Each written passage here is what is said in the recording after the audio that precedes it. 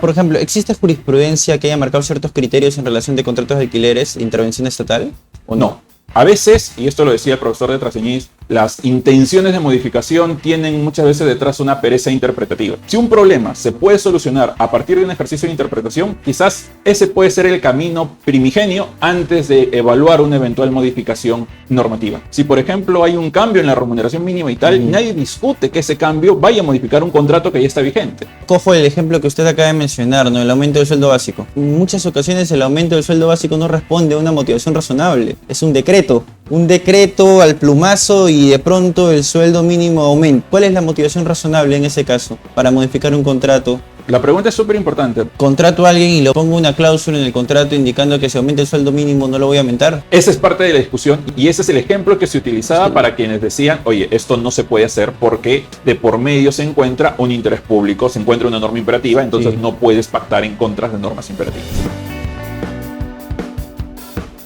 Hoy tenemos como invitado al doctor Héctor Campos, un reconocido abogado civilista con quien vamos a platicar sobre la intervención estatal en los contratos privados. Un tema harto discutido, se ha escrito muchísimo sobre esta materia. Hay una posición mayoritaria, pero el doctor Héctor Campos hoy viene a defender su posición, que no precisamente es la posición mayoritaria. Vamos a discutir en torno al artículo 1355 del Código y hoy tengo a la mano el Código Civil de LP Pasión por el Derecho, que el 4 de mayo vamos a estrenar, vamos a lanzar al mercado. Bienvenido, doctor Héctor Campos, a la tribuna de entrevistas de LP. Muchas gracias, Francisco, por la invitación y a todos los amigos y amigas de LP Pasión por el Derecho. Este tema enfrenta o implica citar la Constitución y por otro lado el Código Civil, ¿no?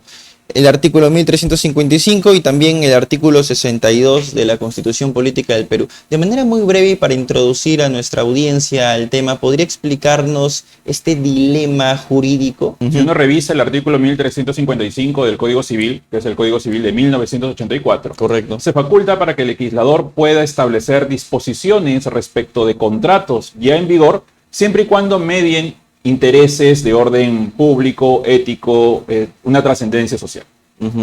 El problema viene con la Constitución de 1993, cuando en el artículo 62 establece que los contratos no pueden ser modificados por disposiciones legislativas una vez que ya se celebraron en función del estatuto normativo vigente al momento de su convención.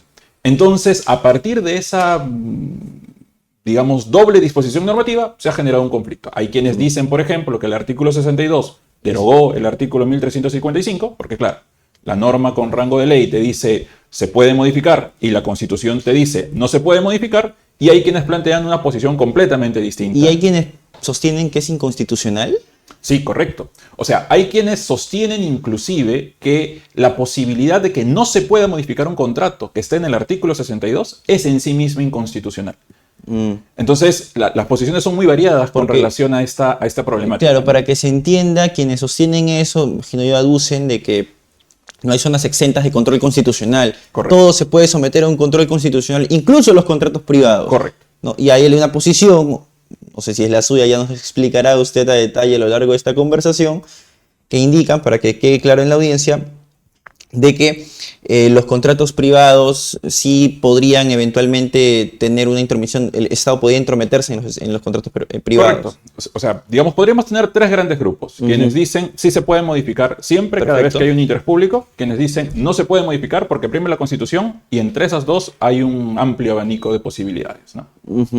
Vale, y ahora, de esas posiciones, ¿cuál es la de usted para poder conocerlo y que también el público pueda formular sus preguntas a través de la caja de comentarios? Yo creo que el artículo 62 sí brinda una protección a los contratos, pero no es una protección absoluta. No estamos hablando de una inmutabilidad absoluta, de manera que se pueda contratar sobre cualquier cosa y si después un órgano legislativo o un órgano ejecutivo establece modificaciones a los contratos, el contrato no puede haberse modificado.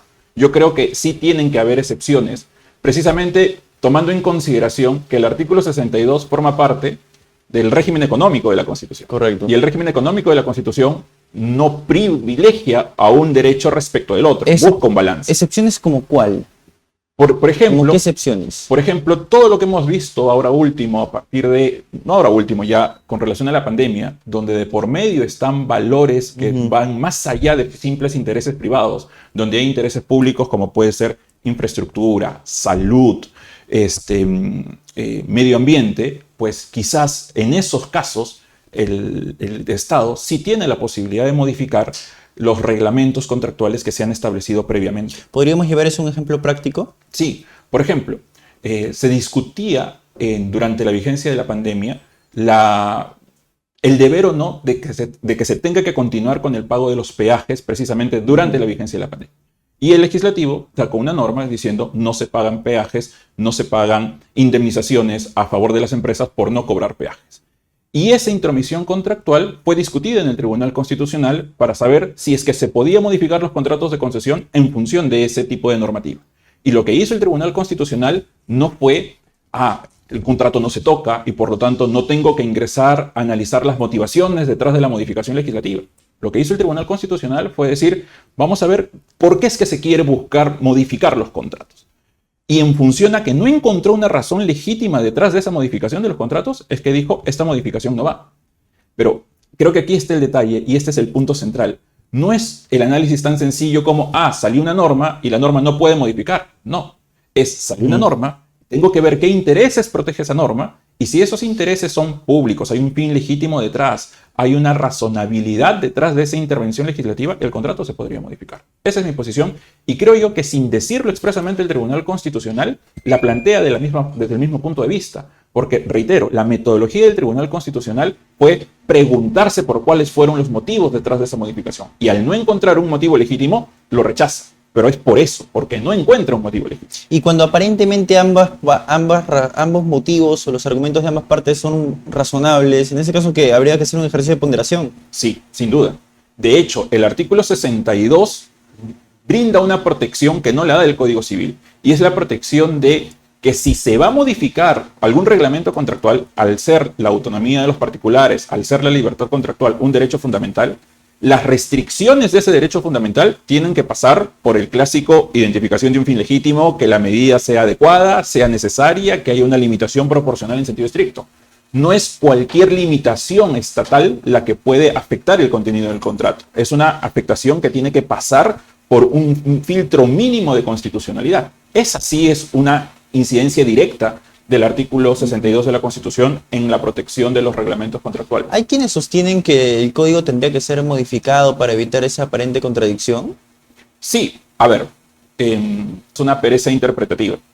Si un problema se puede solucionar a partir de un ejercicio de interpretación, quizás ese puede ser el camino primigenio antes de evaluar una eventual modificación normativa. Yo creo que en este caso se podría establecer vía interpretaciones, porque el Tribunal Constitucional así lo viene reconociendo en sus sentencias, que la protección del artículo 62 no brinda una inmutabilidad absoluta. Y sí se reconocen espacios en los cuales haya cierta intervención. Hay ciertos casos en los cuales nosotros lo vemos muy seguido. Contratos laborales, siendo contratos, si por ejemplo hay un cambio en la remuneración mínima y tal, nadie discute que ese cambio vaya a modificar un contrato que ya está vigente. En materia de consumidor lo mismo. Si hay un contrato entre un proveedor y un consumidor y sale una norma de consumidor, de protección del consumidor, que establece ciertas obligaciones del proveedor, se integran al contrato.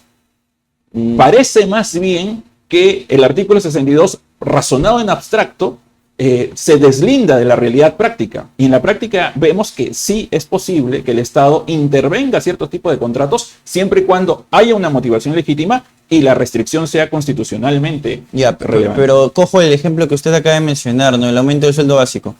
Pero en muchas ocasiones el aumento del sueldo básico no responde a una motivación razonable. Sí. Es un decreto. Correcto.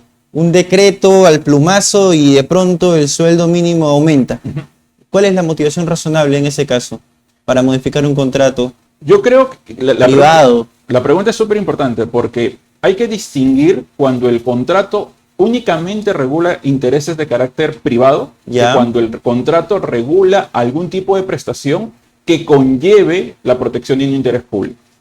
Si estamos frente a un contrato netamente privado, digamos, la intervención legislativa necesita de una mayor rigurosidad. Sí, por supuesto. Claro. Cuando estamos, por ejemplo, en un contrato laboral donde de por medio está la dignidad humana, donde de por medio está la protección de la prestación realizada por el trabajador y la remuneración que se le tiene que dar a la misma, el camino para la intervención contractual se allana. No significa que no tenga que haber una motivación. No significa que no tenga que haber una motivación. Pero en este caso, el nivel de protección es distinto al que tiene un contrato eminentemente privado. Claramente, una cosa es un contrato de prestación de servicio, un contrato laboral, versus un contrato de compraventa de acciones para la adquisición de una empresa. Son dos regulaciones distintas, son dos asignaciones de riesgos distintos y la intervención contractual, perdón, la intervención estatal también es distinta. Ahora, el caso que menciona en materia de protección al consumidor, cuando existe un consumidor y vamos, a lo mejor sale alguna legislación que podría beneficiarlo, habiendo ya un contrato firmado, ¿este contrato también puede ser alterado? Sí. ¿Podríamos ejemplificar eso de manera práctica a través de un ejemplo? Si uno revisa... Hipotético, si se quiere. Si uno revisa el Código de Protección y Defensa del Consumidor, este Código de Protección y Defensa del Consumidor estableció muchas obligaciones a muchos sectores comerciales, empresariales, específicas. Me refiero a sector inmobiliario, sector de banca y seguros, que no existían de forma previa a la sistematización del código, que quizás existían porque había un precedente, porque quizás existía, porque había un pronunciamiento de Indecopi, pero que no tenía la vinculación legal. Esos deberes, esas obligaciones establecidas por el Código de Protección y Defensa del Consumidor se integran al contrato, precisamente por su carácter imperativo y por la finalidad tuitiva que tienen respecto al consumidor. Y aplicando de manera supletoria el código. En ocasiones. O sea, esto no implica una contravención a la jerarquía normativa o a la posibilidad de integrar contratos que establece la teoría general del contrato, la teoría general del derecho. Ahora, lo que suele ocurrir o lo que podemos observar en la jurisprudencia es que estos contratos generalmente son llevados a través de una demanda del Poder Judicial, ¿no? Y el juez, que es una autoridad estatal, lo que hace es revisar el contrato. Y bueno, eventualmente puede resolver si se trata de una cláusula excesiva, desproporcionada, en fin. Este tipo de intervenciones, en ocasiones cuando planteamos ejemplos como los de la remuneración mínima vital, en fin, son a veces soslayados. ¿Podríamos enfocarnos en ese tipo de contrato, en ese tipo de relación contractual, a través de algunos ejemplos? A ver. ¿Te refieres a relaciones contractuales tipo la de relaciones de consumo, tipo las de relaciones laborales, o aquellas otras donde el estándar de intervención estatal tiene que ser más elevado? Primero las más cotidianas, ¿no? Las de consumo, incluso las rentas de alquiler, ese tipo de contratos. Es que creo yo que lo importante para poder establecer los ejemplos concretos es evaluar cuál es el interés que se encuentra en juego en cada uno de esos contratos. En los contratos de alquiler, por ejemplo. En los contratos de alquiler estamos frente a dos partes que en principio han podido negociar los términos del contrato, entre un inquilino y un arrendador. Entonces, ahí uno tiene intereses de naturaleza privada en el marco de ese contrato. Es más, la explicación histórica del artículo 62, si uno revisa los diarios de debates, era tratar de evitar estas políticas legislativas de mantenimiento de las rentas por mucho tiempo en desmedro de los propietarios.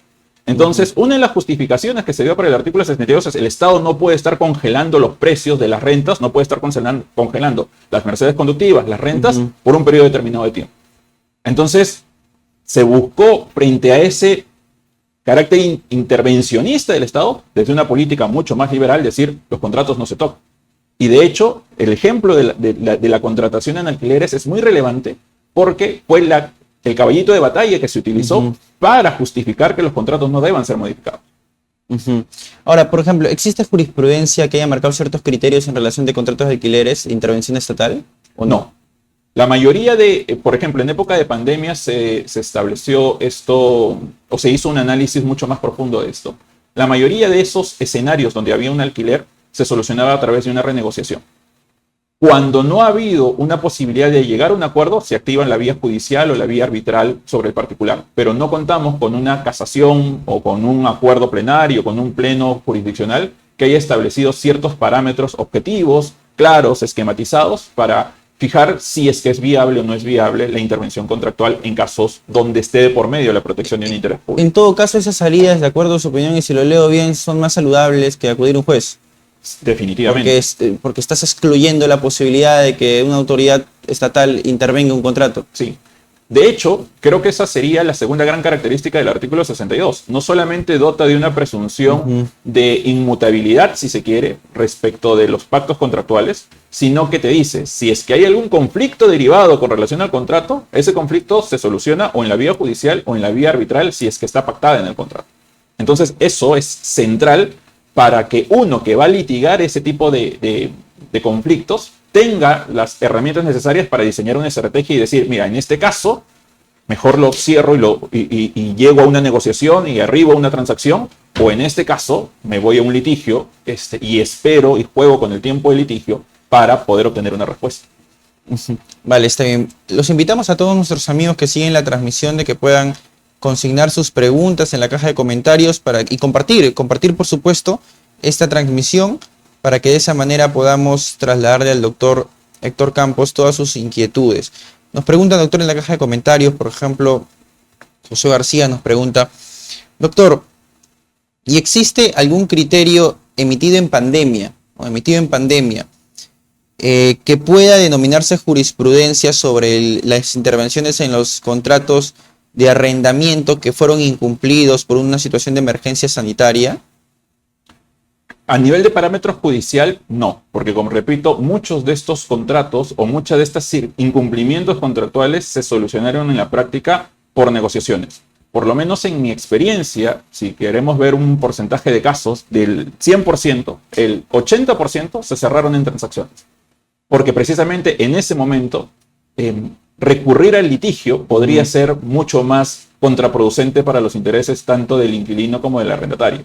Y esto hay que verlo en todo nivel, no solamente en un arrendamiento para casa-habitación, sino también en arrendamiento para locales comerciales o arrendamiento para realizar labores extractivas en cuanto al uso de material o maquinaria. Entonces, todo eso es arrendamiento. Entonces, si la pregunta concreta es, ¿hay algún parámetro judicial que se haya dado con claridad con relación a establecer parámetros, criterios para contratos de arrendamiento en específico por épocas de pandemia? No, la respuesta es no. Ahora, la motivación, ¿no? ¿Qué tipo de motivación reforzada tendría que eventualmente desarrollar un juez para intervenir en un contrato? O sea, más allá de citar el artículo 62, ¿no? Más allá de esbozar algunas normas de manera genérica. Yo creo que ahí tenemos que diferenciar dos aspectos. Uno, el nivel de intervención estatal a nivel legislativa o a nivel ejecutiva. Y otra, el nivel de control de esa intervención que realiza el juzgado. ¿Por qué? Porque el artículo 62 está pensado en que el legislativo no emite una norma, que el ejecutivo no emita una disposición normativa que cambie los términos contractuales de un contrato que ya está vigente, que ya está pactado. Esa es un poco la lógica del 62.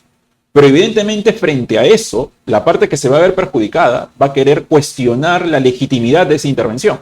Entonces, ahí pasamos al segundo plano, que es el rol del juzgador, el rol del Poder Judicial, el rol del arbitraje, como mecanismos de control de esa intervención legislativa. Entonces, si bien es cierto, puede presumir que el contrato es un contrato vigente, que el contrato es un contrato exigible, si la otra parte quiere hacer valer la modificación hecha por el legislativo o por el ejecutivo, al final va a ser el juzgado el que va a tener que realizar un control de constitucionalidad para poder establecer la legitimidad o no de esa intervención. Y el Estado y el juez podría decir, no, la intervención era innecesaria y por lo tanto sigue vigente el contrato y no entra en vigor la modificación legislativa. El juez podrá decir, no, en este caso la modificación había un fin legítimo, era adecuada, era necesaria y por lo tanto la autonomía de las partes, la libertad contractual cede con la necesidad de tutelar el derecho a la educación, con la necesidad de tutelar el derecho al medio ambiente. Ese es el análisis que realiza el juzgador. Entonces, no es que el juzgador termina directamente modificando el contenido del contrato, por lo menos no en la discusión que estamos planteando, sino el rol del juzgador es de un controlador de la legitimidad de la modificación o no. ¿Por qué digo por lo menos en este plano? Porque otra discusión es si un juez puede modificar el contenido del contrato, por ejemplo, cuando un juez integra el contrato, cuando un juez realiza operaciones de frente a lagunas del contrato, establecer obligaciones que no estaban originalmente pactadas entre las partes sobre la base de criterios como la buena fe o la equidad. Esa es otra discusión.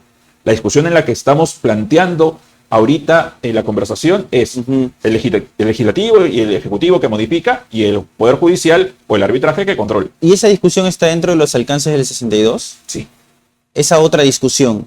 La segunda. La segunda. ¿Esa otra discusión está dentro del paraguas del artículo 62 de la Constitución? No, yo creo que ahí el artículo 62 de la Constitución está pensado básicamente en el primer supuesto que estamos mencionando, modificaciones o intervenciones de carácter legislativo, donde es el Poder Judicial en quien el Estado ha depositado la legitimidad para que pueda realizar el control de esas intervenciones legislativas.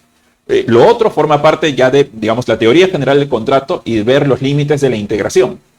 Distinguir los escenarios de interpretación de integración, ver cuáles son las ventajas o desventajas de recurrir a cláusulas generales como la buena fe o recurrir a la equidad como mecanismos que permitan integrar un contrato. Esa es una discusión, creo yo, que es distinta a la que pueda plantear el artículo 62, a una interpretación del artículo 62.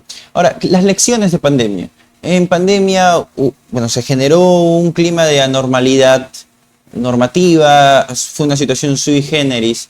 Eso eventualmente desafió estos temas, al menos el artículo 62 y el Código Civil también en el artículo pertinente. Sí, una discusión súper interesante que se planteó, y esto es muy interesante porque no se planteó necesariamente en contratos entre privados, sino en contratos en donde hay cierto nivel de regulación. Pensemos en sector de telecomunicaciones, pensemos en sector de minería. Y era, en un primer momento, la pandemia o las consecuencias de la pandemia podían ser calificadas como escenarios de causa no imputable. Ya. Pero en un momento determinado ya comenzaba a ser previsible que una situación de inmovilización social se iba a mantener. Entonces se planteó una discusión muy interesante y sobre esto hubieron muchos arbitrajes en ciernes. Si es que las partes establecen pactos contractuales para regular la causa no imputable, para regular la exoneración de responsabilidad o no, esas cláusulas eran válidas o no. Eran cláusulas que podían ser oponibles respecto de la otra parte o no. Y claro, la discusión se presenta porque es mediante un pacto controlar los efectos que puedan venir o de hechos que no dependen de las partes o inclusive por disposiciones normativas. Sí, ¿y cuáles eran las posiciones? Hay quienes decían, una postura muy cercana, muy literal del artículo 62, es, oye, si las partes se han preocupado por establecer una norma donde una modificación normativa no me va a alcanzar, pues entonces prima lo pactado. Hay otros que decían, no, porque eso es un ámbito que sale de la libre disposición de las partes y por lo tanto, por más que lo hayan pactado, si viene una norma imperativa, entonces se debe aplicar la norma imperativa. Esto es como decir, corríjame si me equivoco, contrato a alguien y pongo una cláusula en el contrato indicando que si aumenta el sueldo mínimo no lo voy a aumentar. Esa es parte de la discusión y ese es el ejemplo que se utilizaba para quienes decían, oye, esto no se puede hacer porque de por medio se encuentra un interés público, se encuentra una norma imperativa, entonces no puedes pactar en contra de normas imperativas. Claro, pero en otros escenarios donde, por ejemplo, hay normas que no afectan intereses públicos, sino simplemente afectan las expectativas de negocio, de ganancia de alguna de las partes, donde era una modificación normativa que se tenía la posibilidad o la previsibilidad de que la modificación se realice, la discusión es mucho más aguda, porque en ese escenario, si no hay un interés público afectado de por medio, si simplemente son intereses que las partes conocen, que han negociado, que han contratado equipos legales que les han dicho, oye, si puedes negociar respecto de esto, sale la norma que precisamente uno buscaba anticipar con el pacto, yo creo que la discusión se debe permitir y decir, oye, quizás en ese tipo de casos, claro, sí la autonomía de las partes está en la posibilidad de evitar una modificación cuando, reitero, no se afecte el interés público. En tanto no haya también, eso se analiza en tanto no haya una relación de poder, de subordinación. Claramente. O sea, estamos hablando de contratación paritaria, porque desde el momento en que hay desde el momento en que alguna de las partes se encuentra en una situación de vulnerabilidad, hay una protección reforzada para esa parte. Dígase empleador-empleado, consumidor inmobiliaria, claro. Claro, ese es un criterio que se fija en la doctrina, en tanto haya equilibrio. Sí, o sea, está, creo yo, claramente establecido aquí legislativamente que el tratamiento de los contratos paritarios es distinto al tratamiento en el cual uno se encuentra frente a un contrato por adhesión o un contrato en el cual no tienes la posibilidad de negociar. De hecho, creo yo que esa es una de las ventajas del Código Civil con relación a la normativa de consumo. ¿A qué me refiero con esto? El Código Civil tiene una regulación sobre contratos por adhesión, cláusulas generales de contratación. Hasta antes de la normativa de consumo, los ejemplos que se ponían de aplicación de estas normas eran precisamente casos de consumidor. Cuando surge el Código Consumidor, parecería que estas normas se quedaron sin contenido porque ya tengo una legislación especial. Pero precisamente el legislador en el Código del 84, cuando habla de contrato por adhesión, no está pensando solo en el consumidor, está pensando en cualquier otra relación donde pueda haber la posibilidad de que una de las partes le imponga sus términos y condiciones a otras. Podríamos estar, por ejemplo, frente a una provisión de servicios de una empresa con una microempresa, donde la empresa le da el contrato simple y llanamente para que lo firme. Ni siquiera espera la revisión del área legal de la microempresa. Eso no es una relación de consumo, pero es un contrato por adhesión. Entonces, en ese caso, el régimen de cláusulas abusivas, el régimen de nulidad absoluta, de nulidad relativa, establecidos en el código, se mantiene por fuera de las relaciones de consumo. Porque no es un consumidor final también. Exacto. Eso de ninguna manera califica como relación de consumo, pero puede calificar como contrato por adhesión. Si quieres, estamos frente a una relación de género-especie. El género es contrato por adhesión. La especie es contratación de consumo en ciertos casos. Entonces, hay todo un... ¿Y el razonamiento de la intervención estatal en uno es diferente al otro? Sí, porque, por ejemplo, una cosa es que se quiera proteger y cultivar el desarrollo y una cultura de consumo, y otra cosa es que simplemente se quiera, en ese caso concreto, evitar un abuso de posición contractual de una de las partes. Porque esa cultura del consumo obedece a intereses públicos. Correcto. A un interés público. Correcto.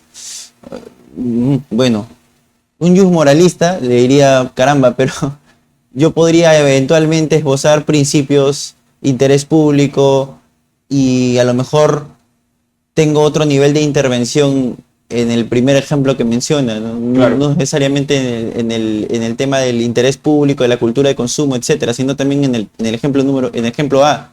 Ya, frente a ese tipo de cosas, por ejemplo, ¿cómo se calibran los razonamientos que se van desarrollando para evitar extralimitarse al momento de analizar casos que sí merecen una motivación muy reforzada para poder ingresar?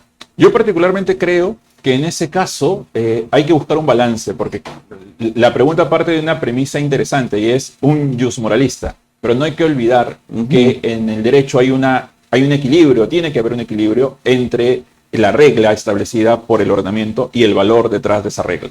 O sea, una posición que desconozca alguno de los otros aspectos, creo yo, brinda una posición incompleta o muestra una posición incompleta al momento de tratar de explicar un fenómeno jurídico. Y claro, no hay que y creo yo que esto es fundamental en el entendimiento del problema. No hay que olvidar que la autonomía de los particulares tiene rango constitucional. O sea, quizás a veces se olvida ese aspecto. La autonomía de los particulares está reconocida en el artículo 2 de la Constitución, está reconocida en el artículo 62 de la Constitución. Tiene rango constitucional. Entonces no es que por una posición jus moralista que quiera proteger al consumidor, que quiera proteger al trabajador, de plano se va a dejar de lado a la libertad contractual cuando estamos frente a dos valores con el mismo peso. Entonces, precisamente en ese análisis caso por caso para evaluar las intervenciones legislativas, si son legítimas o no, es que se puede lograr el balance. Mi doctor, muchísimas gracias por su participación. ¿Algunas reflexiones finales sobre el tema? Yo creo que es súper importante que todos los amigos de LP Pasión por el Derecho comprendan que la interpretación del artículo 62 y del artículo 1355 del Código Civil no puede tener visiones unilateralistas. No es que estemos frente a un primado de una norma respecto de la otra cuando cada uno tiene sus propios espacios y sus propios alcances de aplicación. El 1355 está vigente y tiene un ámbito de aplicación. El artículo 62 de la Constitución está vigente, no ha derogado el 1365 y tiene su propio ámbito de aplicación. Es, creo, la labor de los jueces y de las personas interesadas en derecho delimitar esos alcances. De acuerdo a cada caso en concreto, ¿no? Claramente. Bien, doctor, muchísimas gracias por su participación. Le hacemos entrega, doctor, de este Código Civil para que lo puedan ver entre cámaras. Es el Código Civil que vamos a estar presentando el 4 de mayo.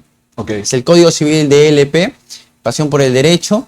Este ha sido el programa Se Corre Traslado, programa que los invita a participar en la caja de comentarios y que traslada todas sus inquietudes a los entrevistados que nos visitan aquí en el set de televisión digital de LP.